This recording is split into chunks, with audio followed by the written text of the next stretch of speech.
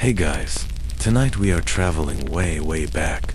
We're going to a place of warm sand, shimmering riverbanks, and a truly questionable fashion choice.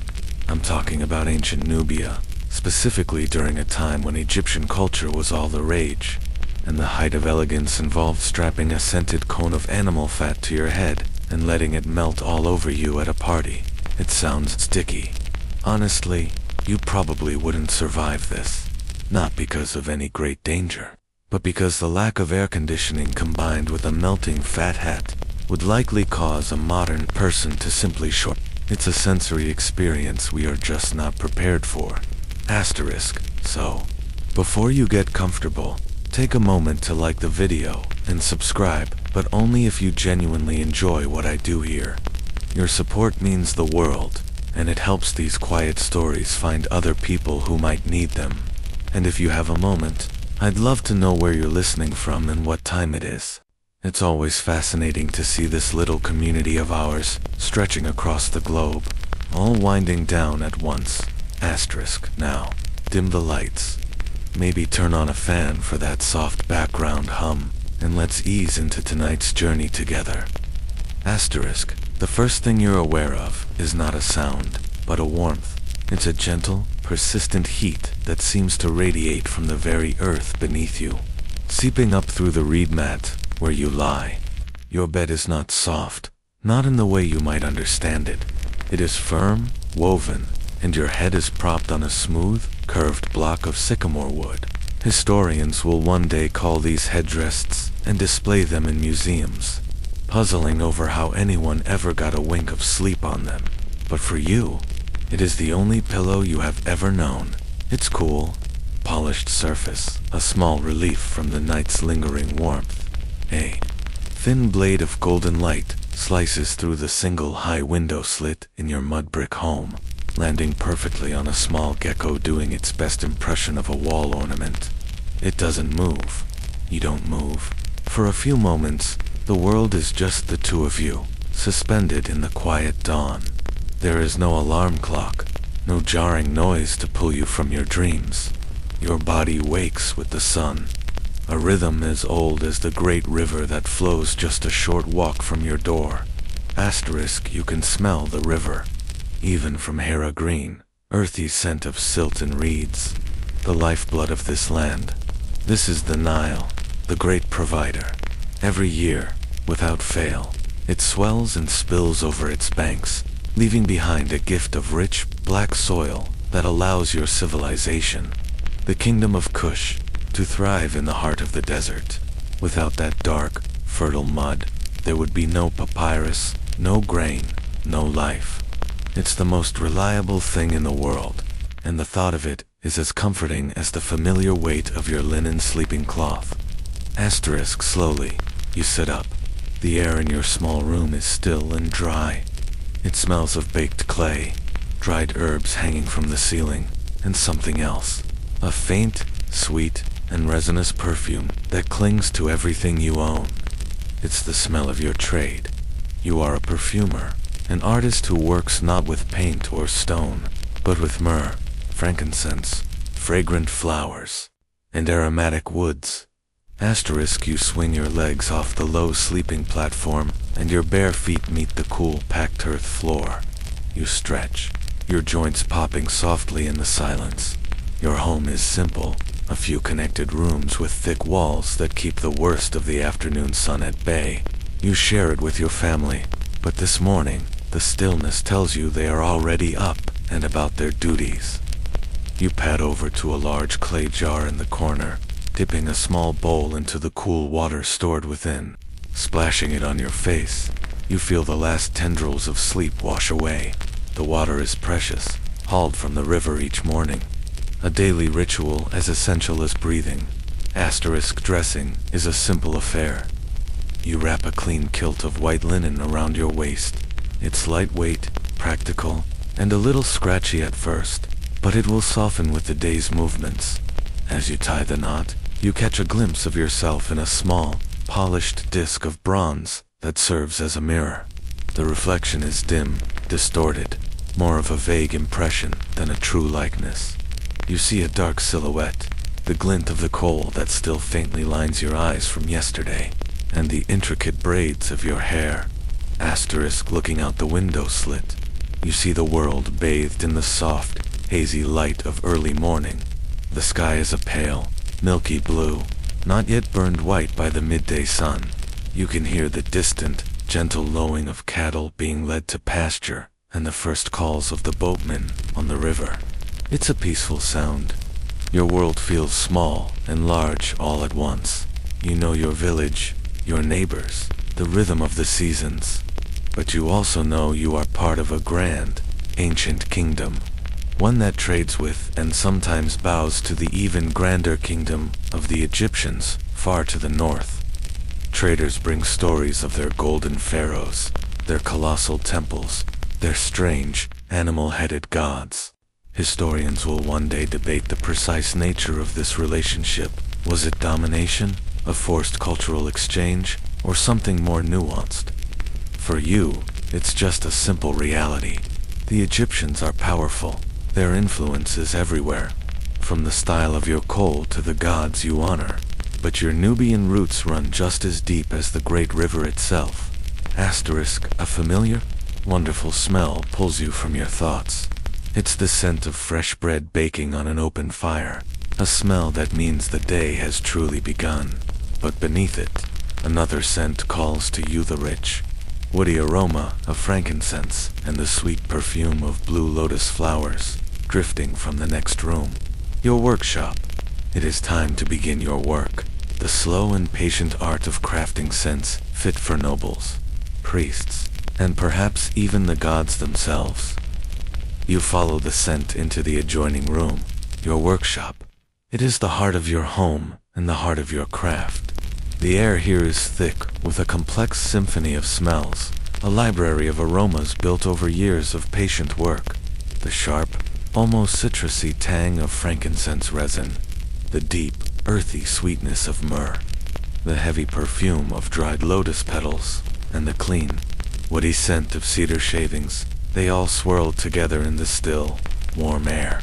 A single beam of light, just like the one in your sleeping quarters, cuts through the dimness, illuminating a million tiny dust motes dancing in its path, each one carrying a microscopic fragment of scent. This room is not large, but it is orderly. Your tools are your life, and you treat them with a quiet reverence. Along one wall, arranged by size, are your mortars and pestles. Some are massive, carved from heavy black basalt, strong enough to crush the toughest resins into a coarse powder. Others are small and delicate, made of smooth, veined alabaster, perfect for grinding a single precious flower petal into dust. You run your hand over the cool, worn stone of the largest one. It feels ancient, as if it holds the memory of every scent it has ever helped create. Shelves carved directly into the mud brick walls are crowded with clay jars and pots of all shapes. Each is stoppered with a plug of wood or a tight wad of linen, and many have a single, simple hieroglyph painted on the side: a flower, a tree, a symbol for divine to identify the contents. You don't need to read them. You know each one by its shape, its weight, its place on the shelf. Here are the lumps of raw resin, imported at great expense from the distant lands of Punt, a place of myth and legend you can only imagine. You pick up a piece of myrrh. It's a tear-shaped nugget of reddish-brown, surprisingly heavy, and slightly sticky to the touch. You know from experience that the residue will linger on your fingers for days, a constant, pleasant reminder of your work. Getting it completely off is a fool's errand. Next to the resins are baskets of dried flowers. The vibrant blue of the lotus petals has faded to a dusky violet, but their intoxicating fragrance remains, a scent believed to connect the mortal world with the divine. It's a key ingredient in kefi, the most sacred of temple incenses, a complex recipe of 16 ingredients that you sometimes prepare for the local priests. It's a meditative, days-long process, a form of prayer in itself. Historians will one day find traces of these ingredients in tombs and on temple walls, confirming that for your people, perfume was not a luxury. It was a fundamental part of hygiene, medicine, and spirituality. A good scent could please the gods, ward off evil spirits, and even, it was said, heal the sick. Your gaze drifts to a set of flat stone palettes, stained with the colors of 100 different minerals and plants you've ground over the years. Beside them are small knives of sharpened flint and bronze for slicing roots and woods.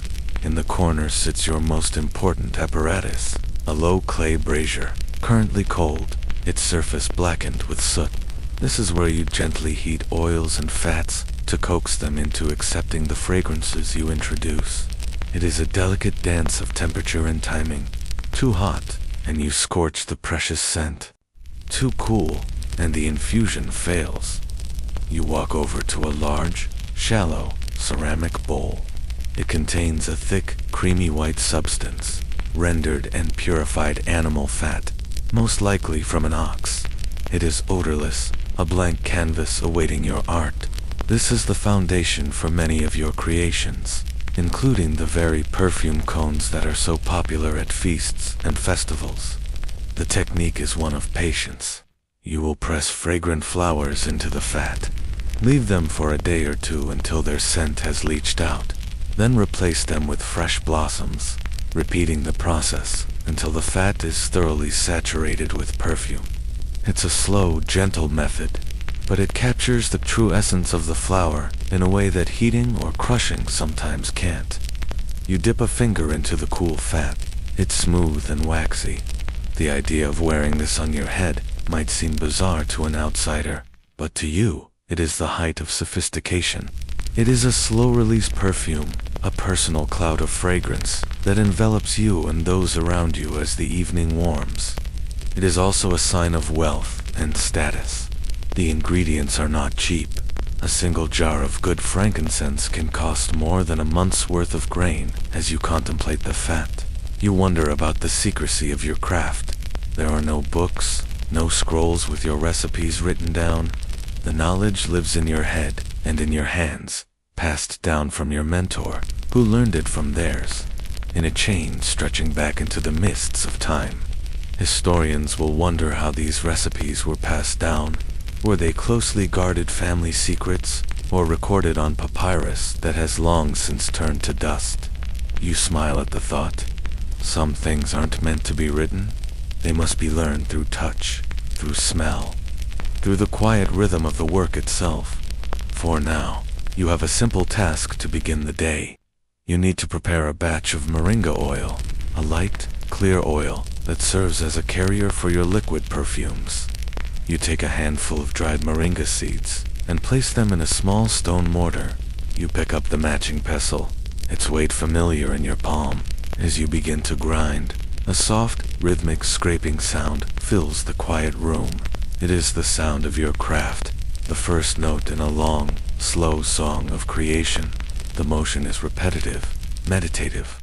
Your mind quiets, focusing only on the pressure of stone, on seed, the slow release of the precious oil, and the clean, nutty scent that begins to fill the air. The rhythmic scrape and crunch of the moringa seeds in the stone mortar becomes a kind of meditation. Your world shrinks to the circle of the bowl, the weight of the pestle in your hand, and the slow transformation of hard seeds into a fragrant, oily paste. The work is steady, requiring just enough focus to keep your hands moving but leaving your mind free to drift. It is in these quiet moments that your best ideas for new scent combinations often surface, like shy fish rising from the depths of the river. Scrape, crunch, scrape, crunch. The sound is a familiar heartbeat in the silent room. Asterisk, this peaceful rhythm is broken, not by a loud noise, but by a small one that doesn't belong. The sound of a wooden paddle dipping into the water, closer than the usual fishing skiffs. Then, a child's voice, your youngest daughter, shouts from the small yard that separates your home from the riverbank. Father, a boat is here. A fancy one.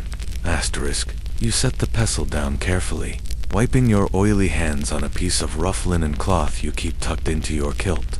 A wave of curiosity, mixed with a tiny drop of apprehension, washes over you.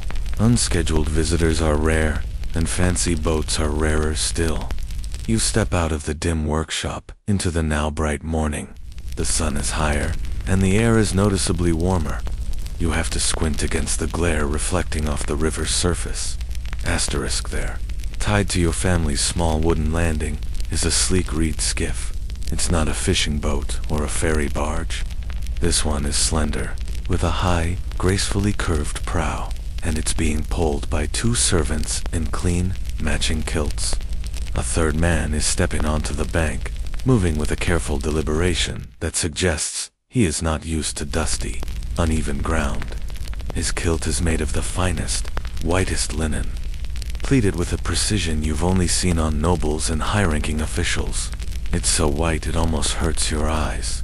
You have a fleeting, humorous thought that this man has never once had to grind anything in his entire life.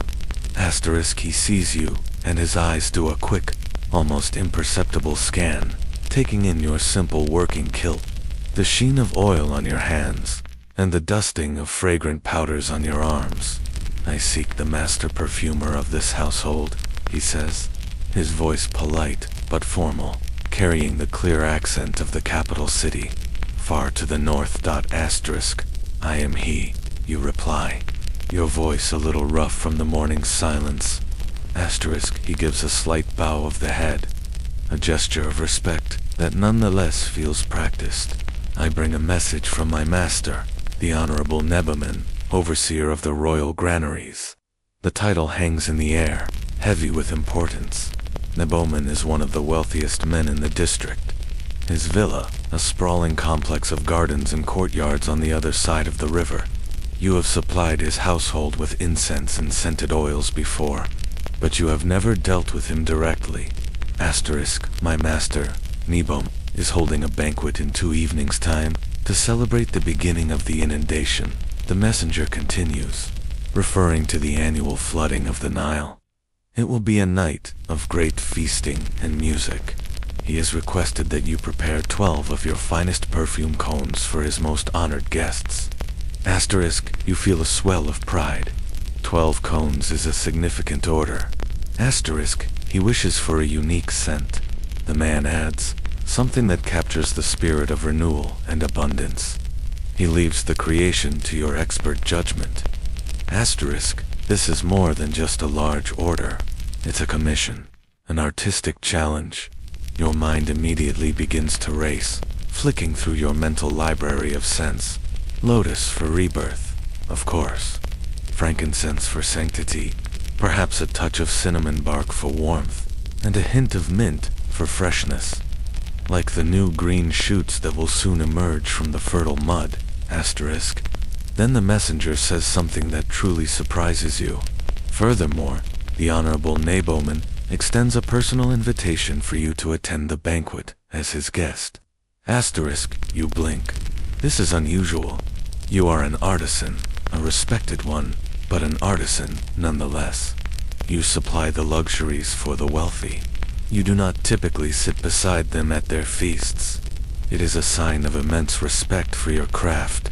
Historians will forever debate the exact social standing of skilled craftspeople like you. Were you considered simple laborers, or were you esteemed artists, valued for your rare and almost magical abilities? An invitation like this suggests the latter. It is an honor that will be spoken of among your peers for months to come. Asterisk, I am honored, you manage to say, keeping your voice even, betraying none of the sudden excitement fluttering in your chest. Please inform the noble Neboman that his cones will be ready, and that I will gratefully attend. Asterisk, the messenger nods, his duty done. Excellent. His boat will return for you on the evening of the banquet, just before sunset. He gives another crisp bow, turns, and steps back onto the skiff with the same careful grace.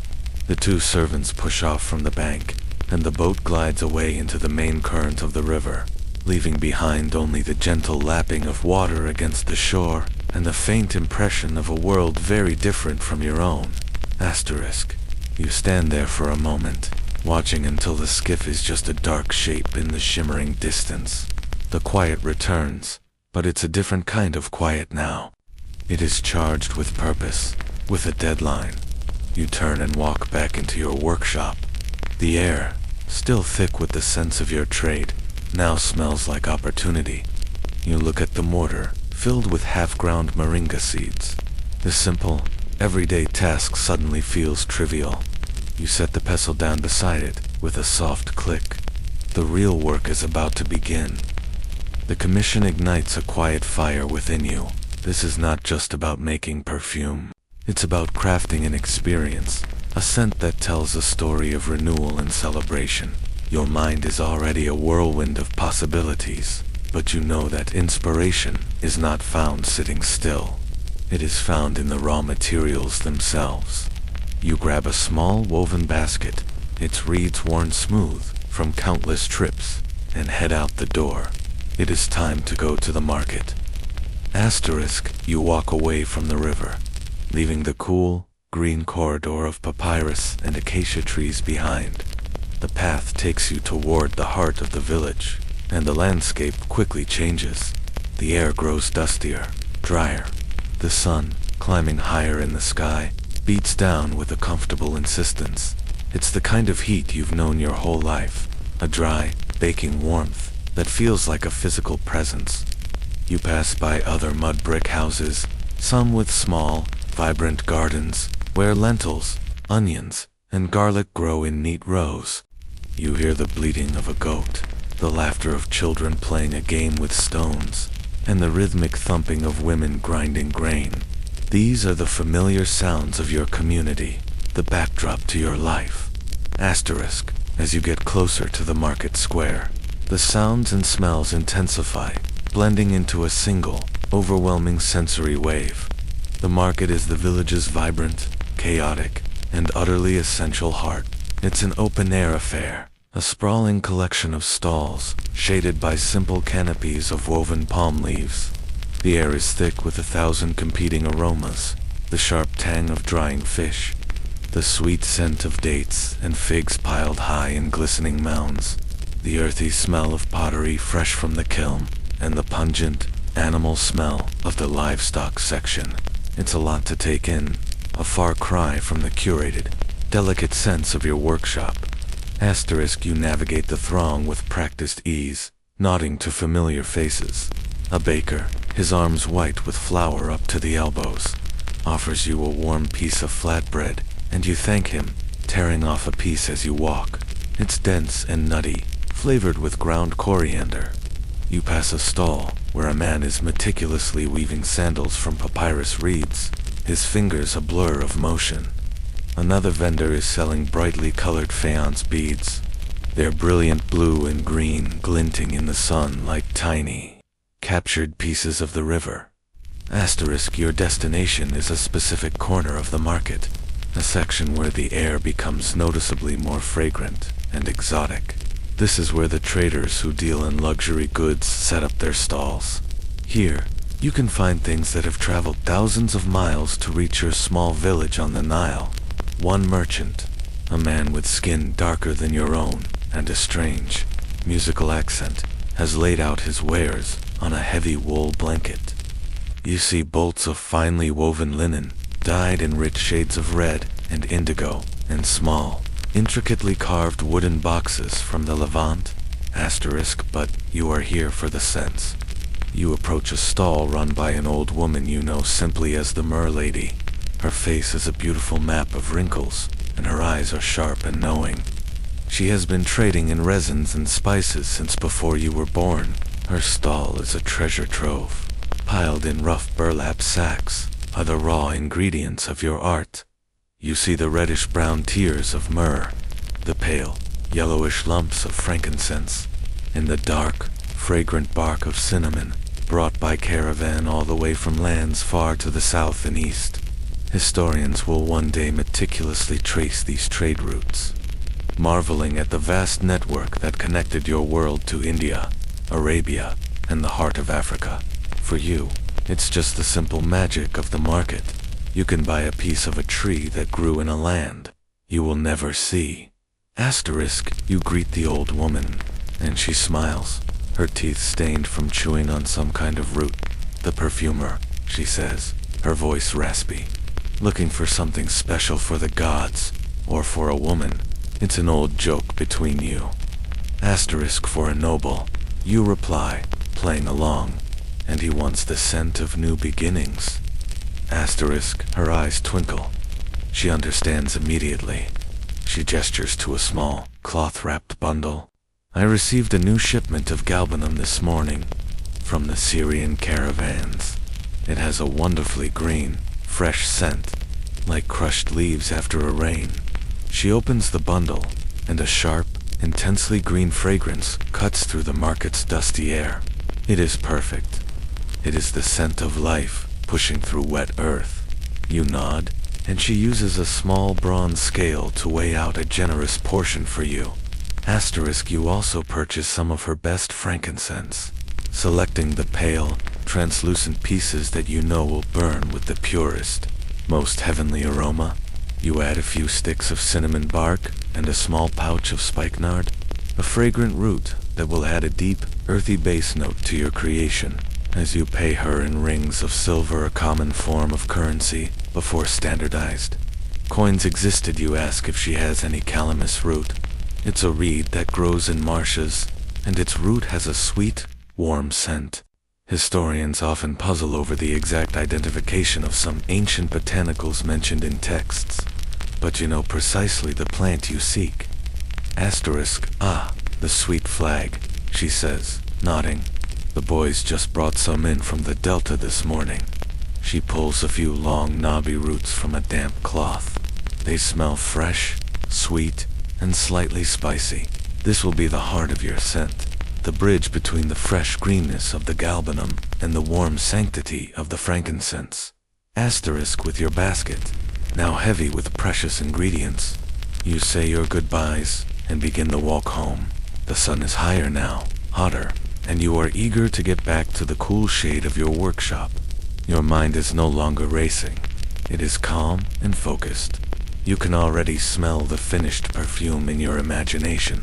It will be complex, green, and earthy, with a touch of sweetness and a hint of sacred smoke. It will be the smell of the Nile itself, the scent of a promise kept, the fragrance of a new beginning. You return to your workshop, the chaotic energy of the market still clinging to you like a fine dust. You place the basket of newly acquired treasures on a clean wooden shelf, giving it a place of honor. The sharp, green scent of the galbanum already seems to be in conversation with the sweeter aromas of your workspace. For a moment, you are tempted to plunge right in, to begin the delicate work of grinding and blending these new ingredients. But you know better. Art requires a canvas, and your art requires a base. It is time to prepare the vehicle for the scent, the silent partner in this fragrant dance, the fat. Asterisk, this is the part of the process they don't depict in the tomb paintings. There are no elegant figures of perfumers gracefully handling lumps of raw ox, tallow. This part of the job is less art and more ... agriculture. It's earthy, a little greasy, and absolutely essential. From a cool, dark storage niche, you retrieve a heavy ceramic bowl filled with chunks of suetty hard, white fat from around the kidneys of an ox. It is clean and has been carefully preserved with salt, but it is still unmistakably raw, less artisanal ingredient, more something you'd trim off a steak before cooking. Asterisk, your first task is to start a fire in the clay brazier. You use a few pieces of dry acacia wood for fuel, arranging them carefully over a bed of charcoal. Using a small ember carried in a pottery shard from your home's main cooking fire, you gently blow the charcoal back to life. A thin tendril of gray smoke rises, smelling of wood and dust, before the flames catch and begin to dance, casting a warm, flickering light across the room. You have to be careful here. The goal is not a roaring blaze, but a low, consistent heat that you can control. Asterisk, while the brazier warms, you take the chunks of fat to a sturdy wooden block and, with a sharp bronze knife, begin to chop them into smaller, more manageable pieces. The work is methodical, your knife making dull, thudding sounds against the wood. Your hands become coated in a cool, waxy film of grease that you know will take a concerted effort with sand and water to remove later. It's simply the price of doing business. Asterisk, you place the chopped fat into a heavy, wide-mouthed clay pot and set it on the brazier. Almost immediately, you hear a faint sizzle, a gentle protest, as the cool fat meets the warm clay. You wait. Patience is the perfumer's greatest virtue. Slowly, miraculously, the hard, opaque white chunks begin to soften at the edges, turning translucent, then collapsing into a pool of clear, golden liquid. The smell is, well, it's not unpleasant. It's the smell of potential, which is a polite way of saying it smells faintly of cooking. This process of gently heating fat to purify it is called rendering, and it's a foundational technique for everything from cooking to cosmetics. It's a widely accepted fact of life that the humble ox provides not just meat and labor, but the very foundation for beauty. Asterisk, to ensure the fat is as pure and odorless as possible, you employ a little trick of the trade. You add a small amount of water and a handful of salt to the melting fat.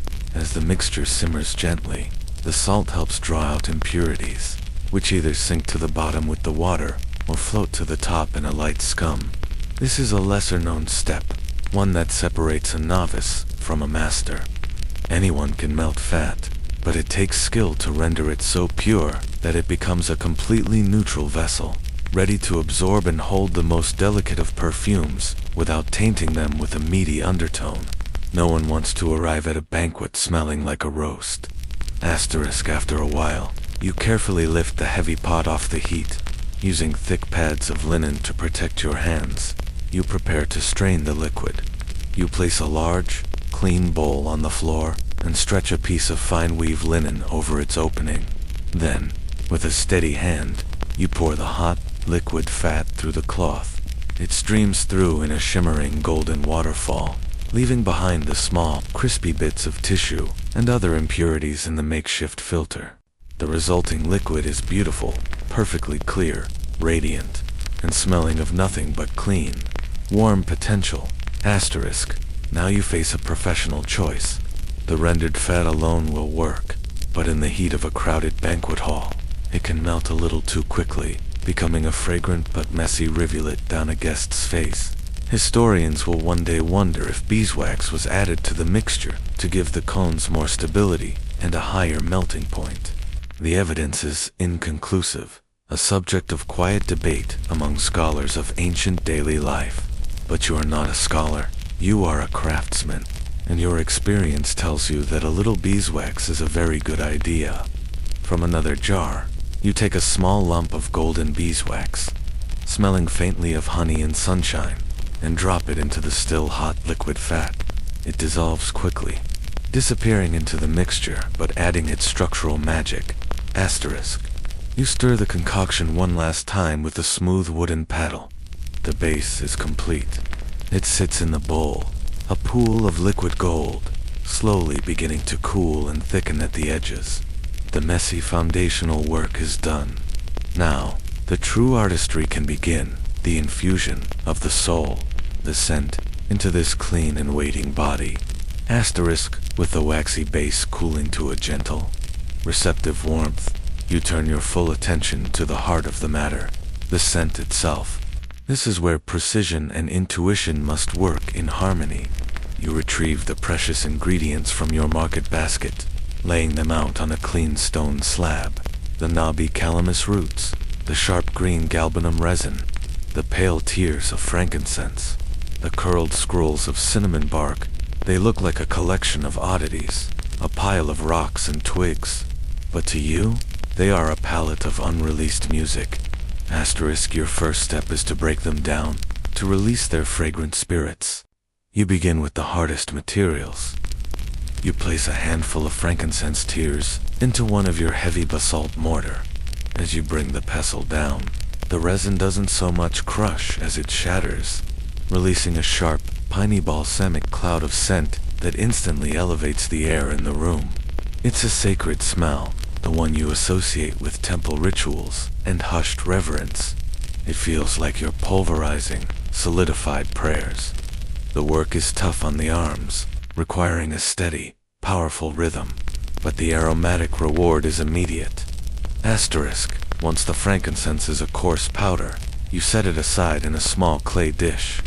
Next, you tackle the cinnamon bark. It's brittle and snaps easily, splintering into smaller pieces before you grind it into a fine, reddish-brown dust. Its fragrance is completely different. Warm, sweet, spicy, and deeply comforting. It speaks of far-off lands and festive meals. A pinch of this will add a surprising, welcoming warmth to the cool greenness of the other ingredients. Asterisk now for the calamus root. It's still slightly damp and fibrous, so it requires more of a shredding and pounding motion than a simple grinding. You use your bronze knife to chop it into thin slices first, revealing a pale, creamy interior. The scent that rises is complex sweet, woody, and slightly spicy, like a gentler, more floral version of cinnamon. It is the perfect bridge, the ingredient that will tie the entire composition together. As you pound it in the mortar, it becomes a damp, fragrant mash. Asterisk. Finally, the galbanum. This resin is different. It's softer, stickier, more of a gum than a crystalline tear. Grinding it is out of the question. It would just glue your mortar and pestle together for eternity. A true rookie mistake. Instead, you gently warm a small piece of it over the still glowing embers of your brazier. As it softens, a powerful, piercingly green scent fills the workshop. It's the smell of snapped stems, of crushed leaves, of the raw, untamed life force of a plant. You carefully work the softened gum, stretching and folding it, making it pliable. Asterisk now. You have 4 distinct notes, 4 personalities waiting to be blended. This is the moment of creation. You take your large bowl of cooling, still liquid fat, and beeswax. It has thickened slightly, achieving the consistency of warm honey perfect for infusion. You work quickly, but without rushing. Asterisk first. You add the powdered frankincense and cinnamon, stirring them in with your wooden paddle. The powders are suspended in the liquid, creating tiny specks of fragrance throughout the base. Next, you add the pounded calamus root, its moisture and essential oils immediately beginning to mingle with the warm fat. You continue to stir, a slow, circular motion, ensuring an even distribution. The mixture, once a pure, clear gold, is now a cloudy, speckled potion, a creamy beige color flecked with darker spices. Asterisk the final touch is the galbanum. You add the softened piece to the mixture, and as you stir, it slowly dissolves, leaving behind not a texture, but an essence. Its sharp green note weaves itself through the warm, spicy, and sacred scents, lifting them, making them brighter and more alive. You close your eyes for a moment and inhale deeply over the bowl. The scent is magnificent. It is exactly as you imagined it by the riverbank. The freshness of new shoots, the warmth of the sun-baked earth, and the sacred promise of abundance. It smells of hope. Asterisk, this is the central, accepted fact of your craft. Perfume is not one thing, but a careful balance of many. A composition requires a top note that sings out first, the galbanum, a heart note that forms the main body of the scent, the calamus, and a base note that lingers longest on the skin, the frankincense. Historians will later find Egyptian texts that hint at these principles of composition, but for you, it is knowledge learned through your senses, not from a scroll. Asterisk. As the afternoon sun begins its slow descent, casting long, mellow shadows across your workshop floor, the scented mixture in the bowl has reached the perfect state. It is no longer liquid, but has cooled to a thick, malleable paste, similar in texture to soft clay. It holds its shape yet yields easily to the touch. The time has come for the final, most sculptural part of the process, shaping the cones. Asterisk, you clear a large, flat stone slab that serves as your work surface, wiping it down until it is immaculately clean. You also prepare a wooden board, dusting it lightly with a fine, unscented powder made from ground acacia seeds. This will prevent the finished cones from sticking. It's a small detail, a little trick of the trade that ensures a perfect, unblemished final product. Some things you can only learn from experience, not instruction. Asterisk with a wooden spatula, you scoop a generous portion of the fragrant, waxy paste onto the stone slab. It sits there in a mound, a pale, speckled mass of solidified perfume. Now, you work with your hands. You begin to knead the mixture, your palms and fingers working the fat to ensure all the ground ingredients are perfectly integrated and the texture is uniform. The warmth of your hands softens the wax slightly, making it even more pliable. The scent intensifies with the motion, blooming in the warm air of the room, a rich and layered fragrance that is both grounding and uplifting. It clings to your skin, a testament to the quality of your work. Asterisk once the paste is perfectly smooth and homogeneous, you begin the shaping. There is no mold, no special tool for this. The only guides are your eyes and the practiced skill in your hands. You take a portion of the mixture, roughly the size of a large fig, and roll it between your palms, forming a smooth, perfect sphere. This will be the base. Then, with gentle, expert pressure from your fingers, you begin to elongate the sphere, coaxing it upwards into a graceful, conical shape. Asterisk, it's a delicate process, a balancing act. The cone must be tall enough to be elegant, but wide enough at the base to be stable. It must be perfectly symmetrical, with a smooth, unblemished surface and a pleasingly sharp tip. Your fingers, which were strong and forceful when grinding resins in the mortar, are now light and precise, making tiny adjustments, smoothing out imperfections, creating a small work of art. Historians will later find artistic depictions of these cones in tomb paintings and on relief, showing them perched atop the heads of banquet guests.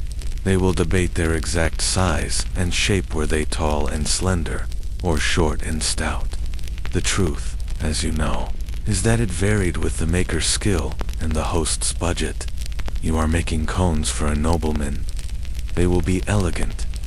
Asterisk, you finish the first cone, placing it carefully on the powdered board. It stands about the length of your hand, a perfect, pale, fragrant sculpture.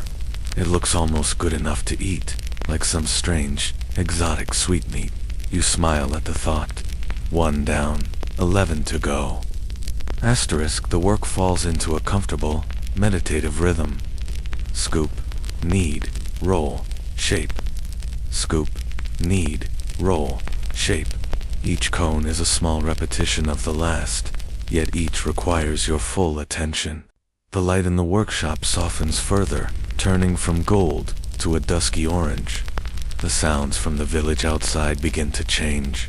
The sharp, busy noises of the day are replaced by the softer sounds of evening, the lowing of cattle returning from the fields, the more distant laughter of children being called home, the murmur of conversations as families gather for their evening meal. Asterisk, as you work on the 6th cone, a thought strikes you. You could add an outer decoration.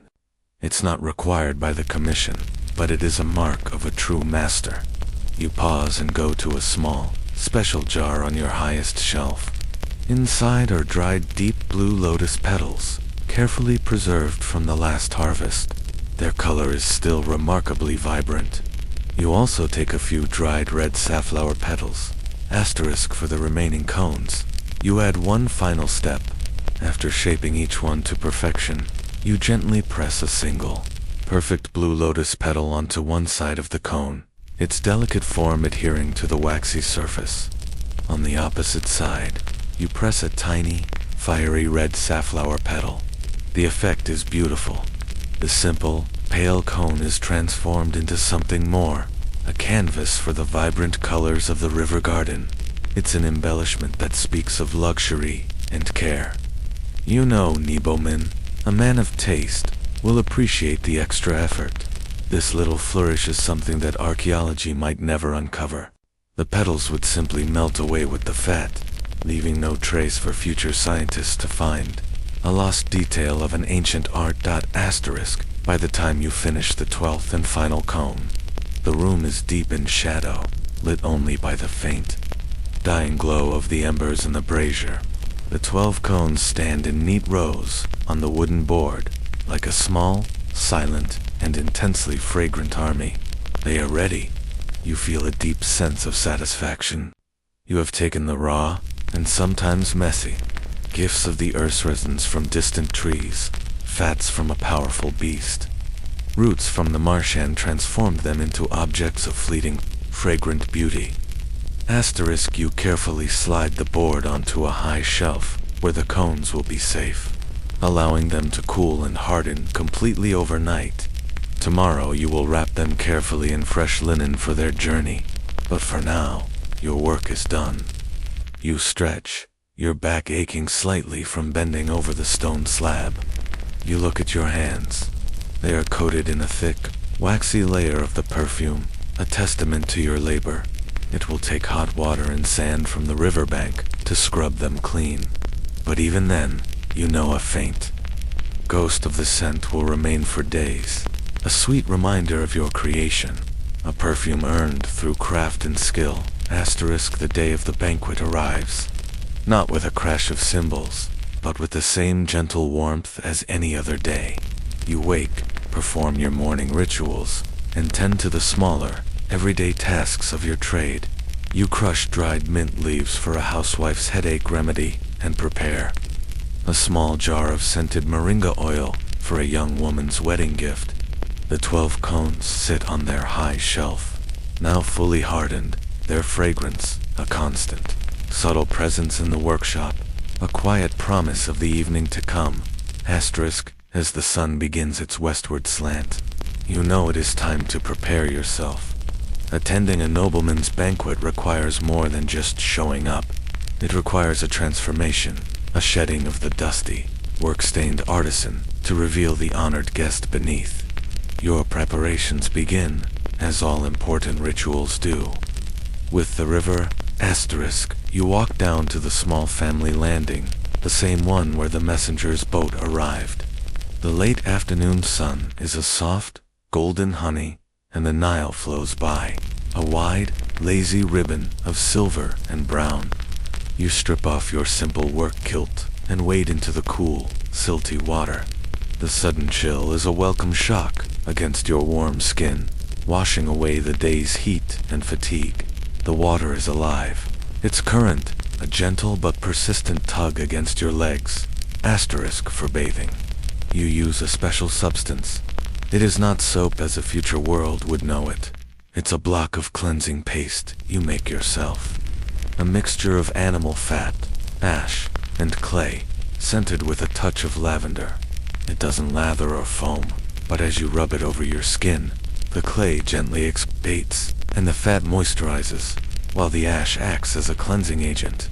It's a surprisingly effective all-in-one ancient skincare product. You scrub away the last stubborn remnants of the fragrant wax from your hands and arms, watching as the water around you clouds with the dirt and labor of your day. Asterisk, you dip your head under the surface, the sound of the world dissolving into a muffled, watery roar. You emerge, slicking your braided hair back, feeling refreshed, renewed, and ready.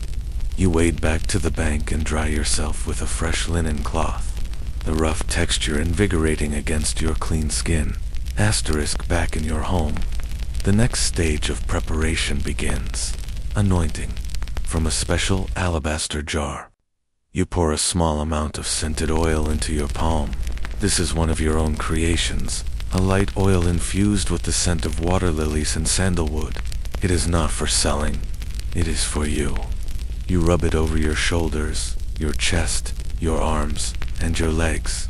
The oil is absorbed quickly by your sun-drenched skin, leaving it soft, glowing, and carrying a subtle, personal fragrance.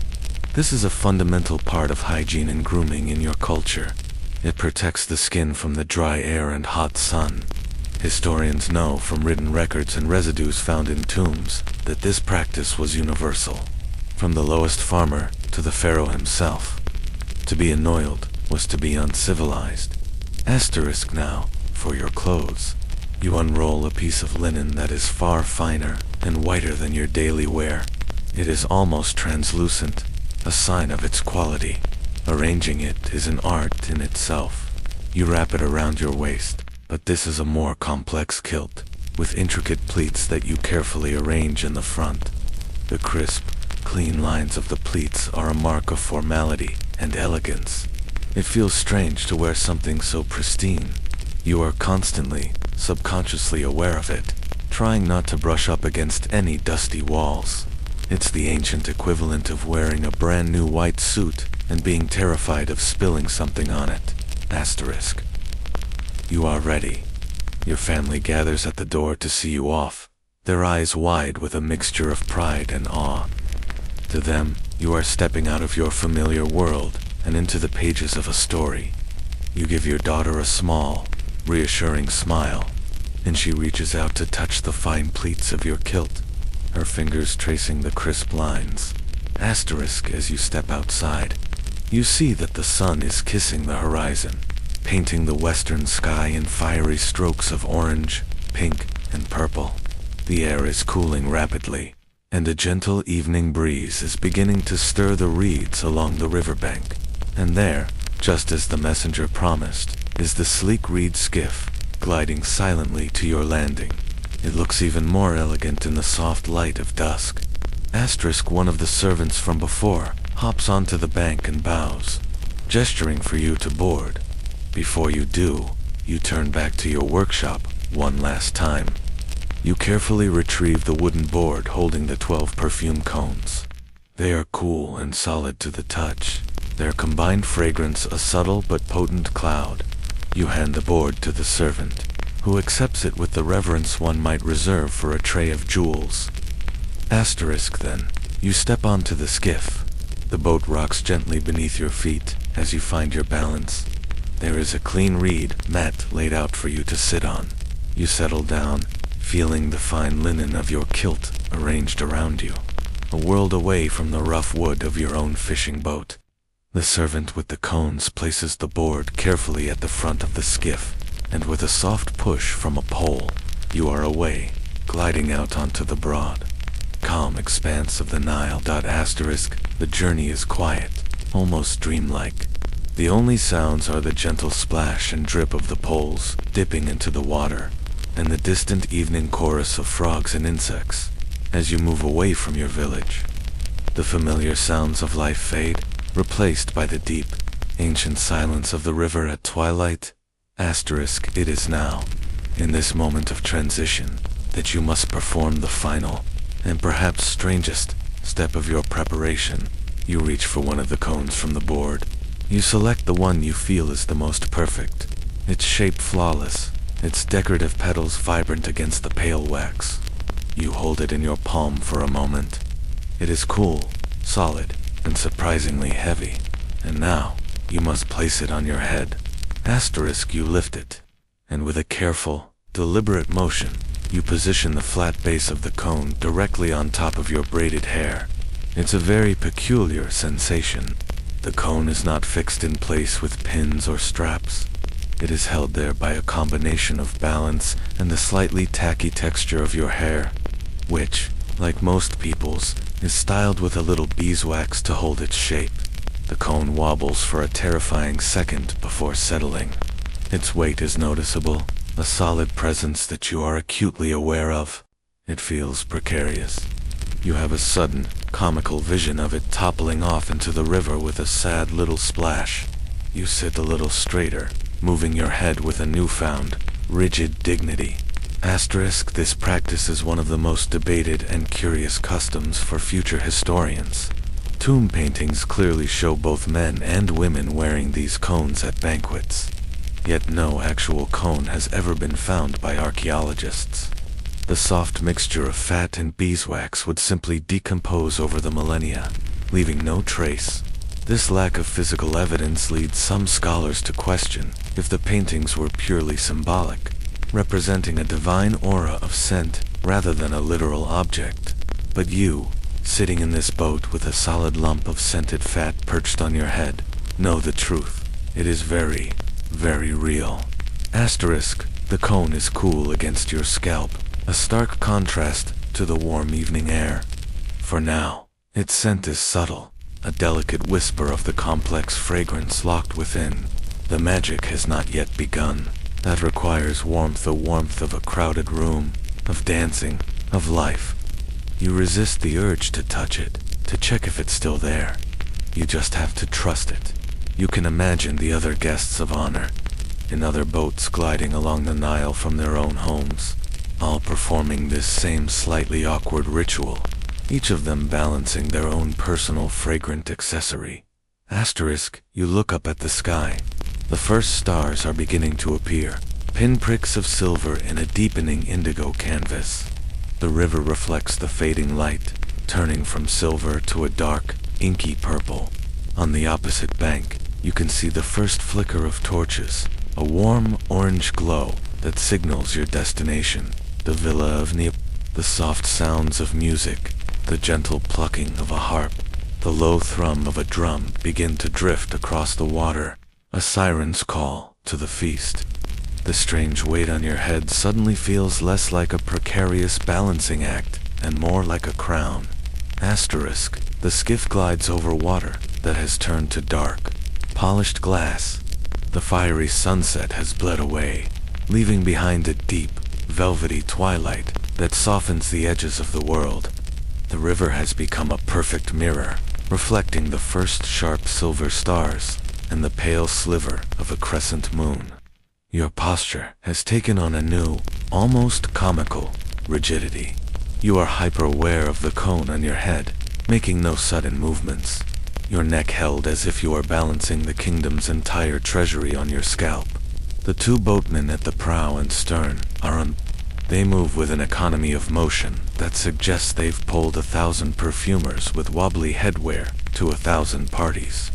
To them, this is just another evening commute. Asterisk, the air is alive with the sounds of the river at night. A chorus of unseen frogs has started up in the reeds, a deep, rhythmic croaking that is as constant and comforting as the flow of the water itself. Insects buzz in the air, their tiny wings a high-pitched hum against the bass notes of the frogs. A night bird calls from the shore, its cry lonely and pure in the vast quiet. This is the true music of the Nile, a symphony played every night since the beginning of time. It is a powerful reminder that while your human world of villages and villas is important, it is merely a small guest in the grand, ancient home of the river. Asterisk, the skiff passes a dense thicket of papyrus, the tall reeds rustling in the breeze like 1,000 whispering voices.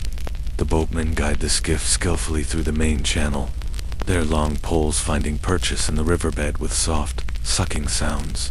You know this river is not always so serene. You have seen it in its fury, a churning brown torrent, and you know what dangers lurk beneath its placid surface.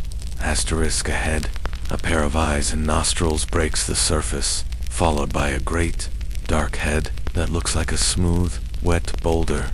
It is a hippopotamus, grazing on river plants in the cool of the evening. It watches your boat pass with an air of sleepy indifference, but you know better. The hippo is one of the river's most formidable creatures, a gentle-looking mountain of unpredictable fury, and is a well-known danger to boaters. Your boatmen, without a word, adjust their course, giving the great animal a wide, respectful berth. It is an unspoken rule of the river. You do not disturb the river horses, as they are sometimes called. This encounter is a quiet, factual part of any evening travel on the water, a simple negotiation with nature's true masters. Asterisk your own scent, the cone on your head, is still a quiet presence, but as the breeze shifts, it brings you new smells from the riverbanks. You catch the heavy, sweet perfume of night-blooming flowers, the damp, earthy scent of the black silt, and the clean green smell of crushed reeds. These are the smells of your home, the foundational notes of your world. They mingle with the fragrance you have crafted, creating something new, a perfume that exists only for this moment, on this boat, in the middle of this ancient river. Asterisk as you glide further. The torchlight from Neboman's villa grows from a distant glimmer to a warm, welcoming blaze. You can now see the source of the light. Dozens of torches set in high brackets along the stone walls of the villa's landing quay. They cast flickering, dancing reflections on the water, creating a path of liquid fire leading directly to you. Historians might wonder how boatmen navigated these waters in the deep dark, away from the well-lit estates of the wealthy. Was it by moonlight and starlight alone, or did they possess an intimate, memorized map of every sandbank and current? For a simple fisherman heading home, the river at night would be a far more mysterious and challenging place. But tonight, your path is lit by a man-made constellation, a beacon of celebration. The music is clearer now, too. It is no longer a vague hum, but a collection of distinct, beautiful sounds. You can pick out the gentle, intricate plucking of a harp, the mellow, resonant notes of a wooden flute, and the steady, hypnotic rhythm of a hand drum. Over it all, you can hear the murmur of voices and the light, silvery sound of laughter. The party is in full swing. A wave of anticipation washes over you, quieting the last of your nerves. You are no longer just an artisan on his way to deliver a product. You are a guest, about to step into that warm circle of light and music, carrying with you a scent that you hope will define the entire evening. The skiff slows, its nose turning towards the brightly lit landing. The boatmen use their poles to expertly brake and guide the craft alongside a low stone dock. A servant from the villa, dressed in a crisp white kilt, is already there, his hand outstretched to help you ashore. The journey is over. You take a deep, calming breath, and with the careful, deliberate grace of someone trying very hard not to let their hat fall off, you prepare to step into the light. Stepping from the gentle rock of the skiff onto the solid, unmoving stone of the quay is a moment of mild disorientation. You take the servant's offered hand, finding your land legs, and for a brief, terrifying second, the perfume cone on your head performs a little wobble of protest. You freeze, holding your breath until it settles again. The servant, bless him, pretends not to notice. He is a professional, and part of his job description is clearly ignore the precarious headwear of arriving guests. Once you are stable, you take in you are standing in a grand open-air courtyard that borders the river. The scale of it is breathtaking. The floor is paved with smooth, pale limestone tiles that feel cool under your bare feet. Towering, square pillars, painted with vibrant scenes of hunting and fishing, hold up a high wooden roof that covers the perimeter of the courtyard, leaving the center open to the night sky. The air is filled with the mingled scents of roasting duck, baking bread, lotus blossoms floating in ornamental pools, and the sharp, clean smell of burning beeswax from 100 lamps and torches. The entire space is a symphony of flickering light and moving shadow. The torchlight dances on the painted pillars, making the figures in the murals seem to writhe and come to life. It glints off the golden armbands and elaborate necklaces of the other guests, who are scattered around the courtyard in small, laughing groups. There are perhaps 50 people here, all dressed in their finest pleated linen, their bodies gleaming with scented oils, their eyes lined with dark kohl. It is a dazzling, almost overwhelming sea of casual elegance. The servant who helped you from the boat takes the board of perfume cones from the skiff. Another servant immediately approaches you with a small, delicate ceramic cup filled with a cool, sweet wine, likely flavored with dates or figs. You accept it gratefully, taking a small, cautious sip. It's delicious and refreshing. As you stand there, taking it all in, you see your host, Neboman, making his way toward you through the crowd. Neboman is a man in his prime, with a commanding presence and an easy, confident smile. His kilt is of the finest, almost transparent linen, and he wears a wide, intricate collar of faience beads and gold that covers his entire chest. He is the very picture of wealth and power, but his eyes are warm and intelligent. "Master Perfumer," he says, his voice a rich baritone. "Welcome. I am honored to have you." He clasps your forearm in a gesture of familiar respect, a sign that tonight you are not here as a merchant, but as a peer. Asterisk, "The honor is mine, noble nobleman," you reply. Bowing your head slightly a movement you execute with extreme care. "Your villa is as beautiful as the stories say." Asterisk, he laughs, a deep, genuine sound. "It is just a simple home. But come, let us not stand on ceremony." He gestures for the servant with the cones to approach. Nibelman inspects your work, his eyes lighting up with appreciation. He leans in to smell one of the cones, and his eyebrows raise in surprise and delight. "Magnificent," he murmurs. "The scent of the green Nile herself. You have surpassed yourself." He then gives instructions for the cones to be distributed to his 11 most honored guests, who are, you notice, seated on elegant wooden chairs in a slightly elevated part of the courtyard. Asterisk, as you follow Neboman deeper into the party, you are a walking curiosity. Guests turn to look at you, their eyes drawn to this strange, pale cone on your head. You hear a few whispered comments, but they are admiring, not mocking. You are, in this moment, a piece of living art, the walking embodiment of the evening's signature fragrance. It's an odd, and slightly self-conscious, feeling. Asterisk, the party is in a relaxed, convivial phase. There is no formal seating for most guests. People stand and mingle, or recline on red mats and plush cushions scattered across the floor. In one corner, a trio of musicians plays their gentle, hypnotic music. A young woman with long, braided hair plays the harp, her fingers dancing over the strings, while a man beside her breathes a soft melody from a wooden flute.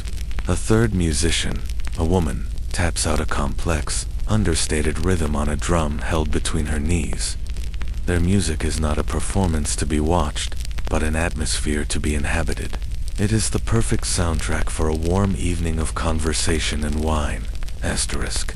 You find a quiet spot near one of the pillars to simply observe.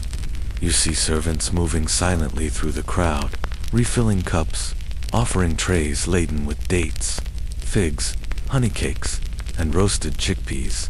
The scene is one of effortless abundance.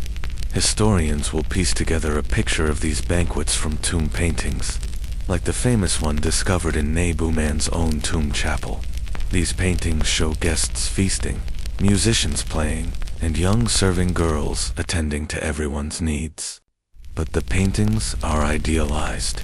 They don't capture the low hum of conversation, the heat from the torches, the exact taste of the honeyed wine, or the slightly nervous feeling of being an artisan in a room full of nobles. They don't show the careful balancing act required by your headwear. You are living the reality behind the art, a small, breathing detail in a grand, historical fresco. Asterisk, you stand by your pillar, a quiet observer, sipping your sweet wine and trying to project an air of belonging. The initial wave of self-consciousness about the cone on your head has subsided, replaced by a growing awareness of a new sensation, the warmth. It's not the oppressive heat of midday, but a gentle ambient warmth generated by the dozens of torches and the body heat of 50 guests mingling in the courtyard. This radiant heat is slowly, almost imperceptibly, working its magic on the solid cone of scented fat. Asterisk, it begins as a faint, tickling sensation on your scalp, a feeling so subtle you almost dismiss it, but then you feel it. A single, tiny, slow-moving trickle of liquid warmth making its way through your braided hair, down the back of your neck. It's happening. The perfume is being released. The cone is beginning to melt. Asterisk, you resist the instinct to reach up and touch it. That would be a terribly undignified gesture. You simply stand a little straighter and let the process unfold. The first rivulet is soon joined by another, and then another. The melting is not a sudden collapse, but a slow, graceful release.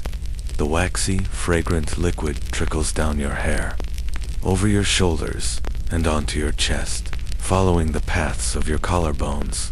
It is not an unpleasant sensation. The liquid is warm, not hot, and the fine oil in the base is immediately absorbed by your skin, leaving behind a soft, fragrant sheen rather than a greasy mess. Asterisk, as the cone melts, the perfume blooms around you. The carefully layered scent you created in your workshop is finally being released. Not as a static smell, but as a living, evolving cloud of fragrance. The sharp, green top note of galbanum is the first to announce itself, a fresh, clean scent that cuts through the richer aromas of the banquet. Then, as the mixture warms further on your skin, the sweeter, spicier heart of calamus root and cinnamon emerges, a warm and welcoming embrace. Finally, the deep, sacred bass note of frankincense is released, grounding the entire composition and adding a touch of divine mystery. Asterisk, you have become a human censer, a personal and mobile source of perfume for the entire party. As you move, or as the gentle evening breeze drifts through the courtyard, you leave a subtle trail of your unique scent behind you. This is the very purpose of the perfume cone, a piece of performance art as much as a cosmetic. It is an act of communal scenting. The host and his honored guests are not just wearing perfume for themselves. They are contributing their fragrance to the shared atmosphere of the celebration, creating a multi-layered sensory experience for everyone. Asterisk. You see the other 11 guests of honor experiencing the same thing. An elderly vizier with a serious face has a small, glistening trail of melted perfume running down his temple, which he ignores with stoic dignity. A young woman, the wife of a military commander, laughs with her friends, her oiled shoulders now gleaming with an extra layer of fragrant sheen from her own cone. The shared experience creates a silent, fragrant bond between you and the other cone wearers. Asterisk, a serving girl approaches you with a tray of food. She is young, no older than your own daughter, and moves with a quiet, practiced grace. She offers you a small, savory cake made from ground chickpeas and herbs. As you take one, your eyes meet hers for a brief moment. You wonder what she thinks of all this. Is it a world of glamour she aspires to, or is it just a long night of hard work? Historians often debate the lives of these anonymous figures who appear in the background of tomb paintings. Were they slaves, indentured servants, or family members? Her expression is unreadable, a polite, professional mask, and then she moves on, disappearing back into the crowd. Asterisk, the melting cone is a conversation starter. A man you don't know, a scribe by the look of his clean hands and the reed pen tucked behind his ear, approaches you. An excellent scent, he says, with a connoisseur's nod. The galbanum is a bold choice. Very refreshing. Asterisk, thank you, you reply. I wanted to capture the scent of the inundation. Asterisk, ah, yes. The smell of new life, he muses, before being drawn away by a friend. Asterisk, the slow, public melting is a powerful symbol of transient beauty. You have spent days carefully crafting these cones, only for them to be destroyed, to melt away into nothing over the course of a single evening. As the night deepens, the banquet transitions from lively mingling to a more relaxed, seated feast. Servants bring out low wooden tables and scatter more cushions, encouraging guests to recline and get comfortable. The initial energy of arrival has mellowed into a contented, social hum. The music from the corner trio softens, becoming a gentle, ambient backdrop rather than a focus. Your perfume cone, once a proud, tall sculpture, has been humbled by the warmth. It is now a low, melted mound, its fragrant essence having fully anointed your head, neck, and shoulders. You feel less like a walking art installation, and more like a very well-basted guest. Asterisk, a servant gestures for you to join a group reclining on plush cushions near one of the ornamental pools. You recognize Nebaman and a few of the other guests of honor. You settle onto a cushion, the fine linen of your kilt pooling around you. The stone tiles are cool beneath the cushion, a pleasant contrast to the warm, fragrant air. Asterisk trays of food are brought and placed on the low tables. This is not a meal of individual plates, but a communal affair. There are bowls of lentils cooked with garlic and coriander, plates of roasted duck glistening with honey, and whole grilled tilapia from the Nile, seasoned with salt and herbs. Flatbreads, still warm from the clay oven, are stacked high, ready to be used as edible utensils for scooping up the savory stews. There are no forks, no spoons. Eating is a tactile, shared experience. Asterisk, and the sweets. Platters are piled high with nature's own candies, sticky. Dark brown dates of incredible sweetness, fresh figs bursting with pink seeds, and small crumbly cakes made from groundnuts, spices, and honey. You take a fig, its soft skin yielding to your touch. The taste is pure, concentrated sunshine. Asterisk next to the food are large, beautifully painted ceramic jars of wine and beer, the two staples of your culture's diet. The beer is thick and nutritious, more like a thin porridge than the light, fizzy beverage of the future. The wine, however, is for celebration. A servant, a young boy this time, moves among your group, refilling your small ceramic cups from a long-necked jug. The wine is sweet and strong, and you sip it slowly, savoring the taste and the warm, relaxing feeling it spreads through your limbs. Asterisk, the conversation is as rich and varied as the food. Naboman, a gracious host, does not speak of business or granaries. Instead, he tells a humorous story about a clumsy baboon that managed to steal a basket of pomegranates from his garden. An old general, his face a roadmap of old battle scars, recounts not a tale of war, but a quiet story of his first fishing trip as a boy. The atmosphere is not one of stiff formality, but of genuine camaraderie. These powerful men and women are, for this evening, simply people enjoying a good meal and good company. Asterisk, you are largely silent, an observer on the periphery, but you are not excluded. Naboman turns to you at one point. Master Perfumer, he says, his voice carrying easily in the quiet air. Tell us, what is the strangest ingredient you have ever been asked to work with? Asterisk, the question catches you by surprise, but you have an answer. You speak of a time a priest from the temple of Sekhmet requested a perfume that smelled of a lion's breath after a rainstorm. The table laughs. You explain how you tried to capture the essence of it, using notes of musk, wet earth, and a sharp, metallic tang you created by grinding a certain type of river stone. This is a lesser-known fact of your craft. Sometimes the strangest, most unperfume-like ingredients create the most evocative effects. Historians might find recipes listing ingredients like goose fat or crushed river pebbles and be baffled, but you understand the strange poetry of it. Asterisk, your story is well received, and for a moment, you feel completely at ease. A storyteller among storytellers. You listen as a woman with an elaborate, beaded wig talks about the new weaving techniques her workers are using, her hands gracefully describing the motion of the loom. The talk is of gardens, of boats, of children, of the small, universal details of a life lived along the great river. It's a quiet reminder that beneath the titles and the fine linen, the concerns of the powerful are often the same as those of the humble. Asterisk, the moon has climbed high in the sky, a perfect silver disk hanging in the black square of the open roof above you. Its cool, white light contrasts with the warm, flickering orange of the torches below.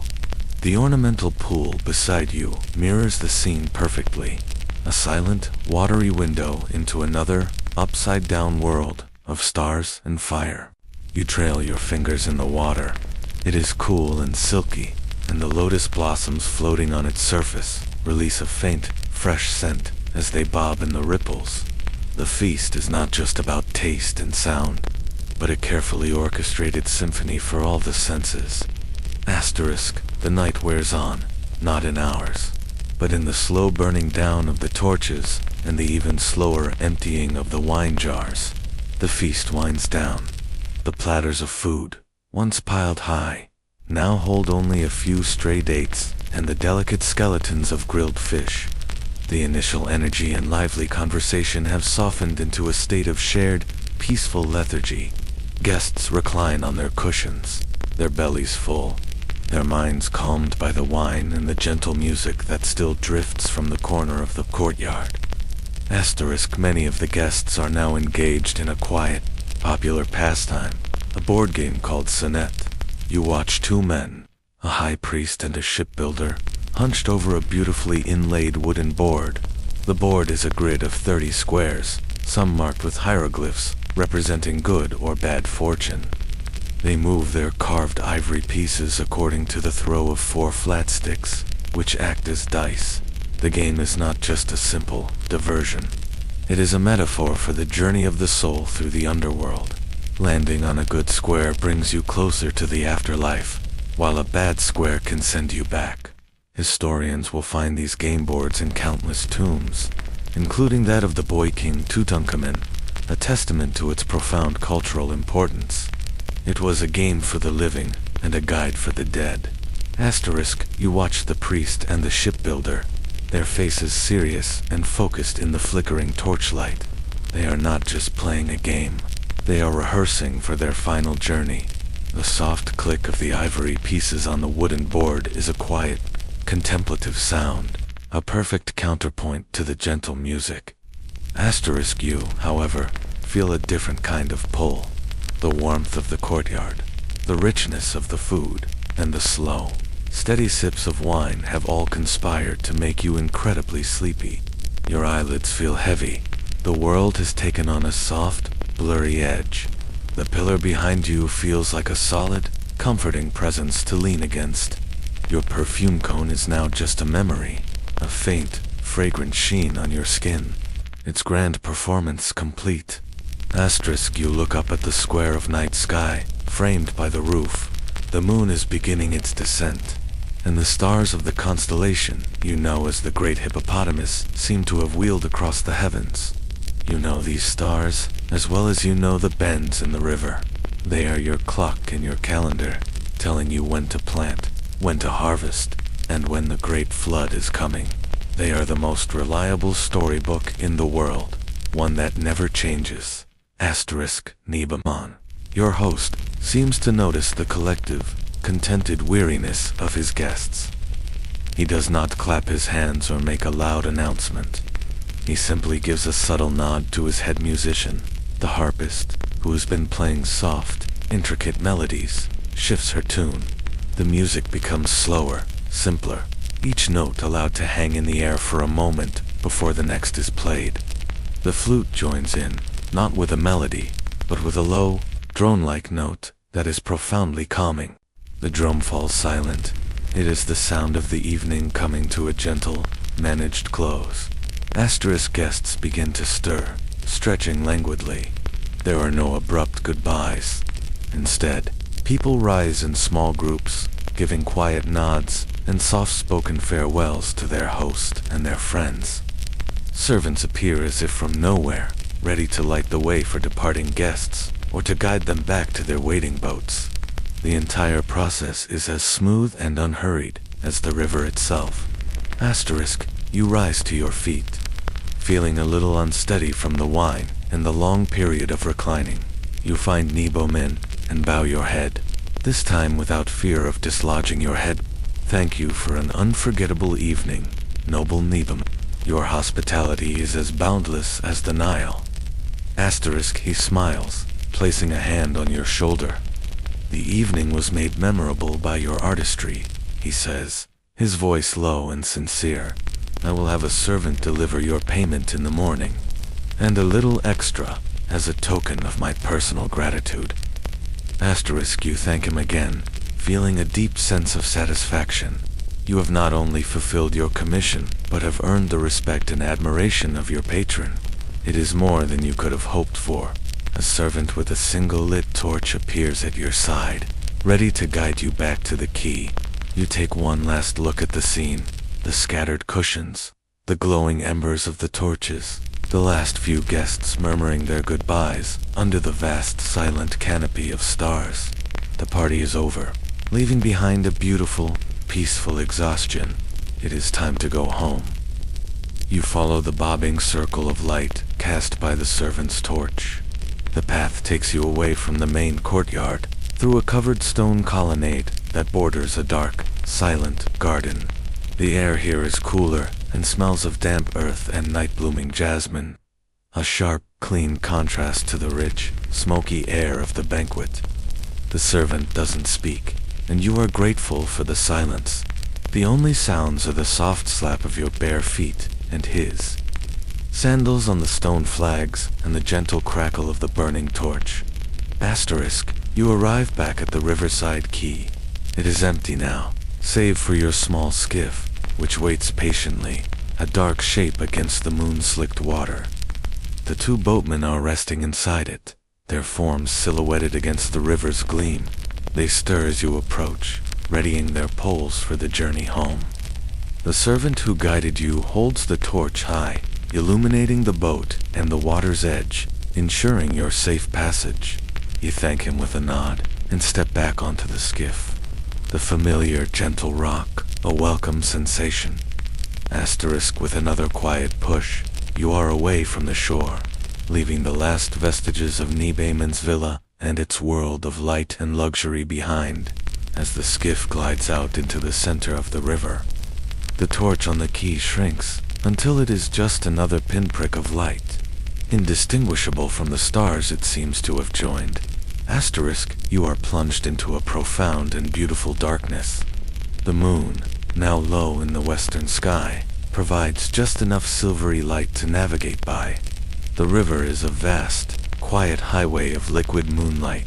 The air is cool and clean, and you pull its freshness deep into your lungs.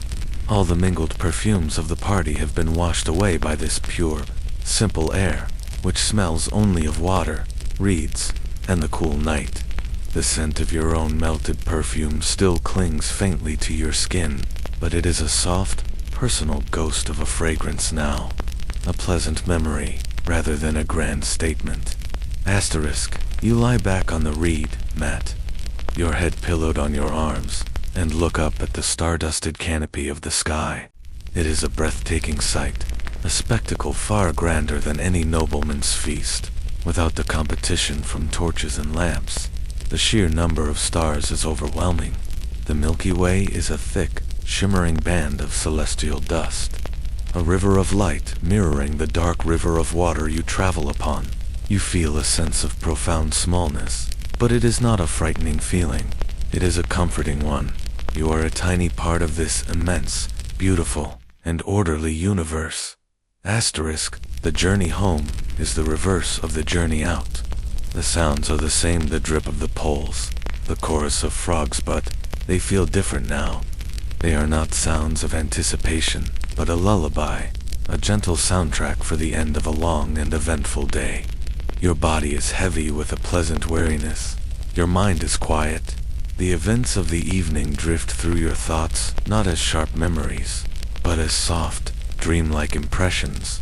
The glint of gold, the taste of a honeyed fig, the low thrum of a harp, the strange, warm trickle of melting perfume.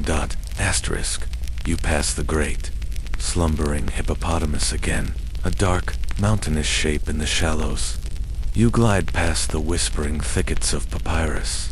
The familiar landmarks of the river slide by, like ghosts in the moonlight. You close your eyes, letting the gentle, rhythmic motion of the boat rock you into a state between waking and sleeping. The boatmen do not need your guidance. They know the river's secrets. They know the way home. Asterisk, you must have drifted off, because the next thing you are aware of is the soft scraping sound of the skiff's hull against the muddy bank of your own landing. You open your eyes. You are home.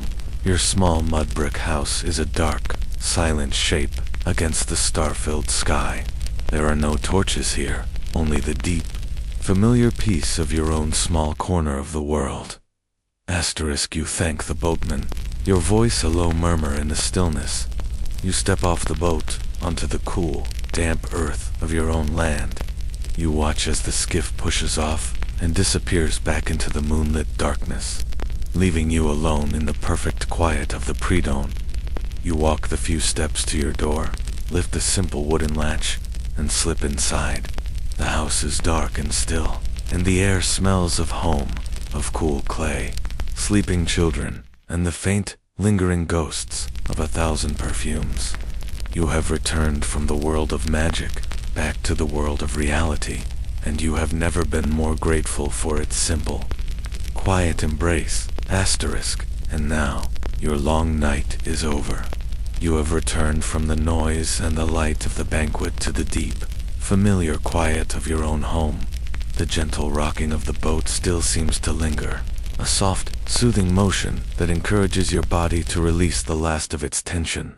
You can feel the coolness of the packed earth floor beneath your feet, a grounding sensation that pulls you deeper into rest.